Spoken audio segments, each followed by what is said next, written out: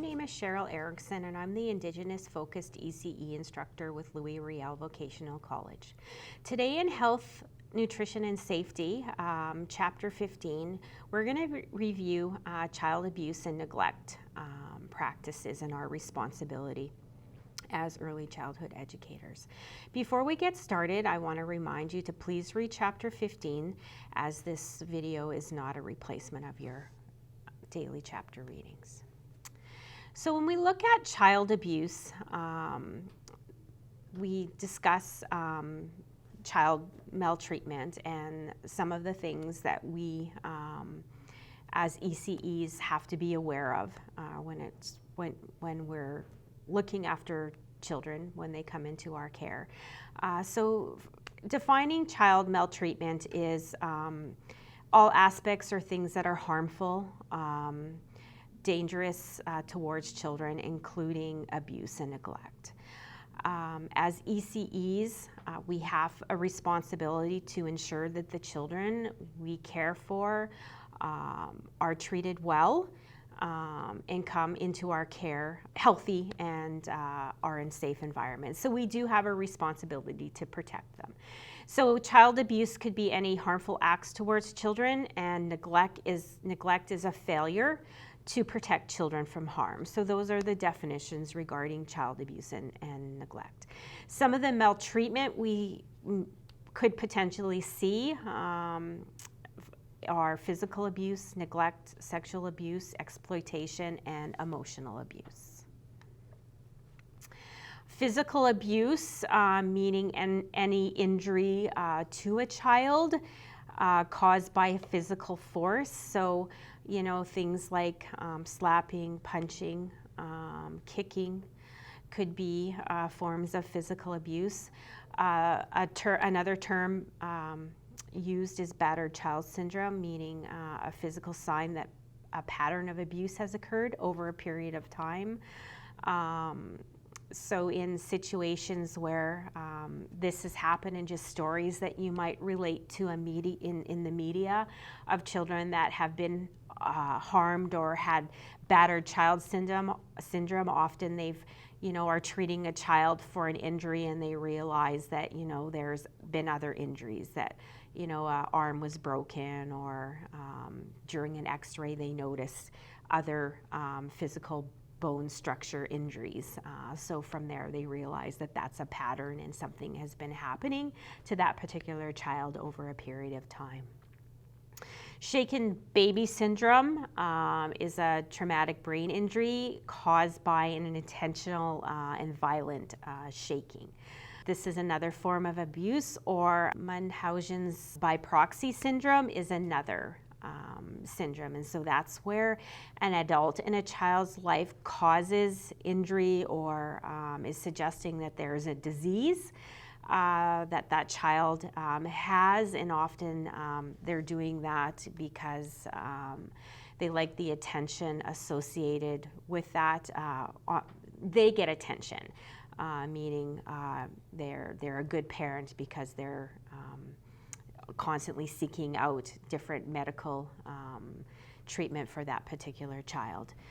Failure to meet a child's basic needs is what neglect is, and so things like food, shelter, clothing are basic needs for survival, and so therefore the caregiver in a situation is not able to provide that, so it's a neglectful act towards that child. Even medical neglect is can occur, so involving failure to provide medical and health needs for a child is neglect. Educational neglect, so failure to provide education or special education for a child, so can even mean you're not allowing your child to go to school. There is no education for that particular child. There is consequences for these types of behaviors. Emotional neglect, referring to failure to act on the best of that child's emotional needs. Emotional abuse, so if we kind of look at a little bit more closely, an act that can cause injury to a child's self-worth, emotional, psychological, and mental state. So making demands on a child that are far greater than their developmental abilities. And how does that make a child feel when that is something that there's no way they're going to be able to do? It does impact their self-esteem and self-worth. Making threats of harm on that child for not doing something, so fear, safety, feeling unsafe because of what may happen. Selling a child for sexual purposes, or deserting or abandoning a child is also emotional abuse. Maltreatment, so incidences of maltreatment, so some neglect is the most common form of maltreatment of a child. Can cause possibility of permanent or disability or death in that particular child. Often many incidents of this go unreported, unfortunately, and a small percentages of incidents are actually sustained. Other forms of violence in a household could be domestic, media violence. There can be a lot of violence within that, and how that affects the child. Should a child be exposed to that? The community that you live in, there could be a lot of violence, especially if it's a gang and drug related community. There could be extreme violence within that neighborhood. Some of the risk factors associated with maltreatment. So depending on the age of the child, usually children at a younger age are at a higher risk. And that could be because they don't understand, they might not say anything, they might not have language. They're also, the younger you are, the more likely you have no control over the situation that you're involved in as well. Adults control the environment. And gender, usually girls are at a higher risk than boys are. As far as race and culture, African Americans are usually at a higher risk for maltreatment, and disability and special developmental needs, so there's a greater risk for children with developmental delays or disabilities as well. Adult risk factors for maltreatment in children, so personal risk factors, personal history of adults' abuse as children, so that cycle is repeating. They were abused and now they're abusing their children. There could be a lack of parenting knowledge, so really not knowing and understanding development could lead to frustration, which could lead to abuse. Or not having a positive parenting role model can lead to that as well. If there's a parent that's suffering depression or substance abuse, there can be a higher risk for maltreatment as well. Situational risk factors, so depending where you are living, if you're socially isolated, you're a single parent, victim of domestic abuse, there's a higher risk of abuse towards children in this situation as well. Some triggering factors, a series of events that can lead to abuse. So this has happened, and in your life, and now you've kind of are at a loss. Could be emotional, at an emotional low, and leads to abusing a child. How do you identify child maltreatment? So there could be some physical signs to look for, maybe bruises on the child, movements that they're doing, like maybe that shows an injury, a sore leg or a sore arm. There may be not using a limb because it's sore. There could be other visible signs, physical signs within that particular child. There could be signs within behaviors, so behaviors that the child is displaying between mood changes, changes in physical activity. It could be something that a child says or physically does to another child. It might spark you to think that something isn't right. And it could be parent behavior, so observing negative interactions between a child and parents. So you might even see something physical or inappropriate that sparks you to think that there's something wrong within this family situation. How can the effects of maltreatment impact a child? And some effects can be temporary or brief, such as the bruising. Long-term effects can be dependent on the child's age and how frequently abuse is taking place within their environment or within their life. Toxic stress is a symptom of maltreatment for a child, and it's caused by frequent and continual exposure to violence and being mistreated. So what happens is this negative impacts the brain and the development, and it leads to behavioral and health issues within that child. Frequently more common in infants and toddlers because they are at such a vulnerable age. What is our responsibility as educational practitioners? So for us as ECEs, we must report any suspected signs of child abuse to Child and Family Services, all nations. It is a law. So that pertains to us as ECEs, it pertains to people working in the medical field, it pertains to law enforcement, firefighters, teachers, social workers, counselors, therapists. And so it's up to us to make that report, summarizing what our observations were. You should be documenting anything that you notice. If it happens, immediately document it and report it. Whoever is investigating it may want that documentation as well.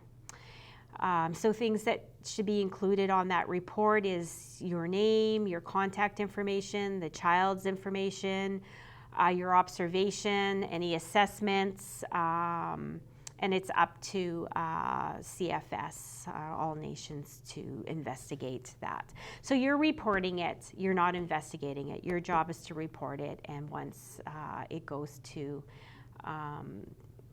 the social worker, they'll investigate it on their own end. How do we create safe environments for children and as well as staff?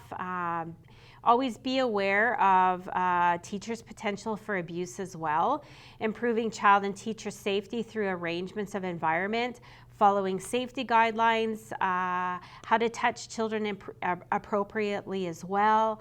We should always ensure that you're getting down to the child's level and what types of touches, are appropriate. So you should be never touching a child's, really their body. You can hold their hand, you can put your arm on their shoulder, a gentle hug, but really that's, should be as far as touches go. And always ensure that there's other staff in the room with you as well. A lot of centers have upped their safety protocol for children and for staff by placing video cameras within the room so that everybody is safe, knowing that you are on camera. So there's additional protection there as well.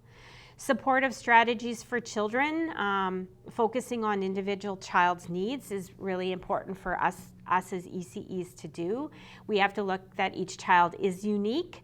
Reducing children's sense of isolation, always having lots of conversations and greetings and letting the child know that you are their friend and you're their source of support, and meeting their needs. So developing that relationship and rapport is going to be very helpful to the child to know that you're there for them. Creating opportunities for problem solving, and that's role modeling and us really getting down to the child's level and teaching them the cues and the steps to help them with problem solving. Addressing violence in children's play themes. We want to make sure that our environment is a positive environment and that the play is always positive play. So really eliminating those opportunities for that physical, really violent, and teaching children why and why that is hurtful and why that type of play is not okay. Also, building conflict resolution skills is really important in children, and we start that at a young age. Starting at 3, we're asking and teaching children to tell us about their emotions and tell me how that makes you feel. And they start that with their friends. They label their emotions. I'm sad when that happens. I'm angry when that happens, and I want you to stop that. So really giving them the tools to make them successful in problem solving and developing the skills to speak up as well, to solve problems.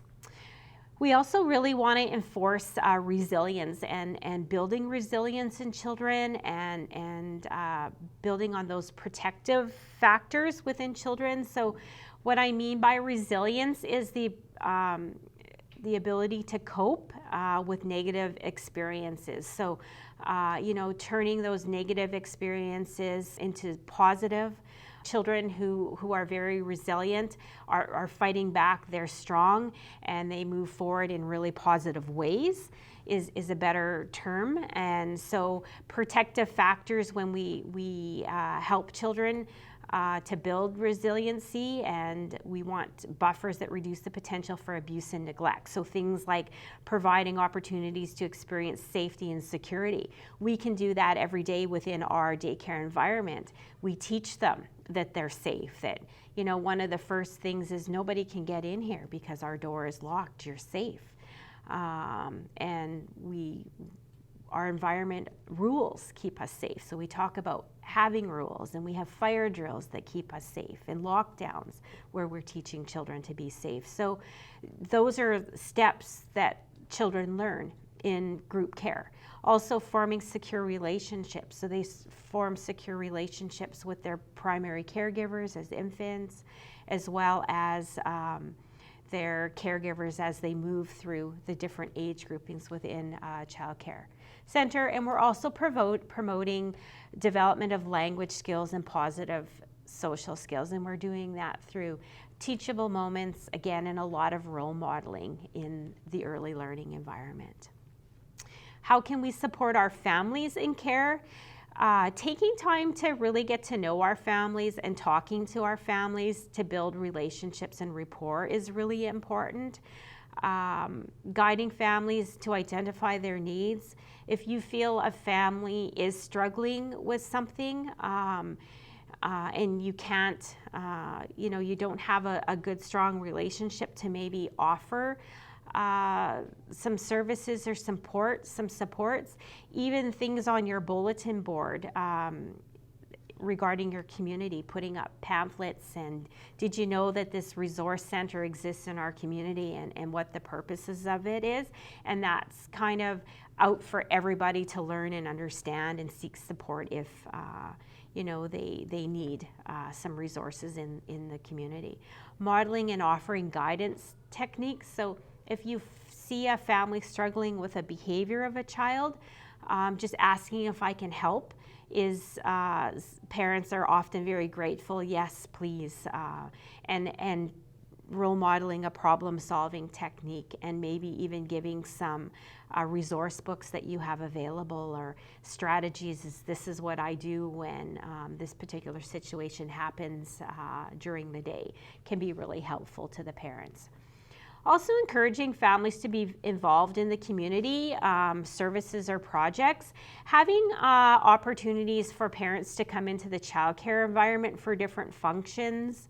If you have families that are struggling with toilet training, which is, not related to maybe child abuse or things like that. However, it is a support, and you can have somebody come in or have staff do a seminar which brings parents in, develops that relationship. They get to know other parents that are struggling with similar having similar struggles. And so you can be supportive to each other as well. So just a few things, any ways to reach out to parents and develop relationships is huge, and you want to do that within your environment. So that does conclude Chapter 15 of Nutrition, Health, and Safety. Please do see your instructor if you have any questions regarding Chapter 15, and also check in to ensure you haven't missed any handouts or assignments related to Chapter 15.